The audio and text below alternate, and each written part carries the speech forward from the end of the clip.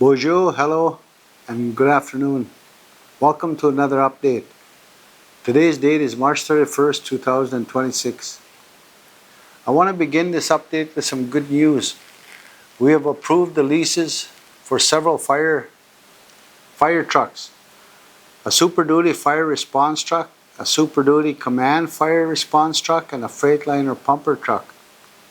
The purpose is to enhance operational efficiency and reliability, and to improve the safety of both firefighters and community. As you are aware, we experienced a wildfire last year that led to a loss of a home and several other structures. We are essentially arming ourselves with tools that will aid in our efforts to protect our community. The main purpose of this update is to provide our members with a sense of what we are doing to actively prepare for spring flooding. Let me start off by saying the threat is very high. We must hope for the best, but we must also plan for the worst. Emergency numbers are up on the screen. Please take note in the event that questions may arise at a later date. Our community efforts have started about a month ago.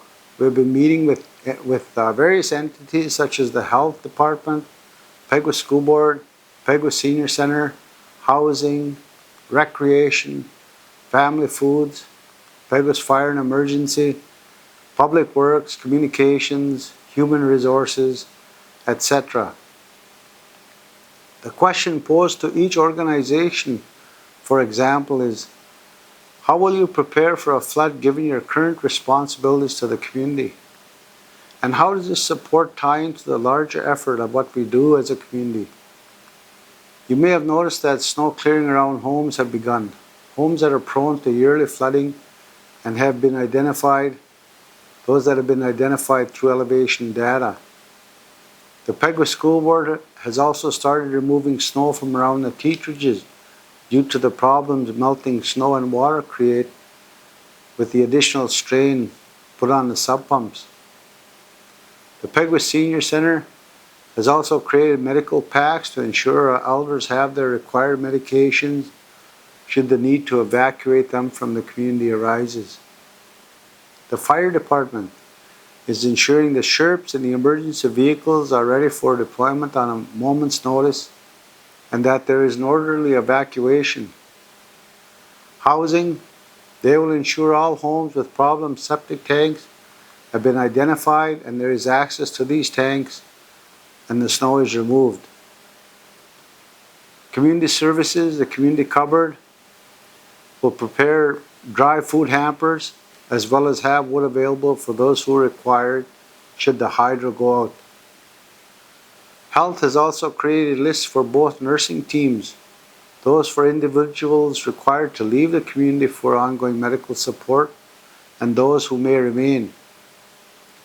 Home and community care has also coordinated with our health department to ensure that there will be dressing supplies on hand as well as adequate emergency supplies so patient care remains uninterrupted. As you can begin to appreciate, there is an insurmountable amount of planning required to protect our community and to ensure our families are safe, our homes are protected, and the most vulnerable are not overlooked.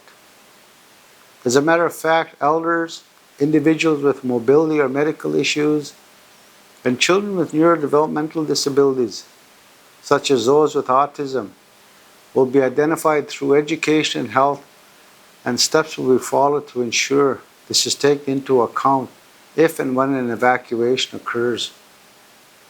Ice-breaking efforts are also ongoing, and preparation work continues in priority areas across the community. The lists for ice chipping and sandbagging crews are now in place, and sandbagging efforts have started. A sandbagging machine is now on site, and this will substantially speed up the output for the number of sandbags we can do each day. The repeated snowfall, however, only adds to our concern and the potential for flooding. While temperatures remain below freezing at night, these conditions can change quite drastically and quickly.